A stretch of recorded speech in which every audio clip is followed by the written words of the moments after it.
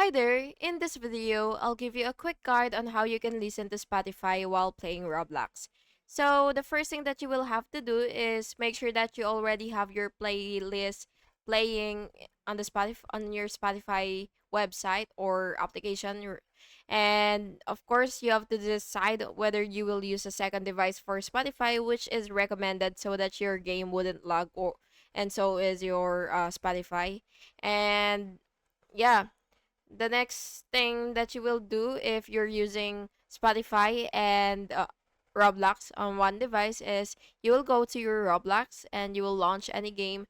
And once you already have your game here, you'll basically just go to the settings, and then you will go to your volume and turn your volume down so that you will be able to actually focus on your music while you're playing Roblox. And yeah, that's basically just it. And I hope you found this video helpful. And if you did, please make sure to like and subscribe for more videos like this. Thank you and have an awesome day.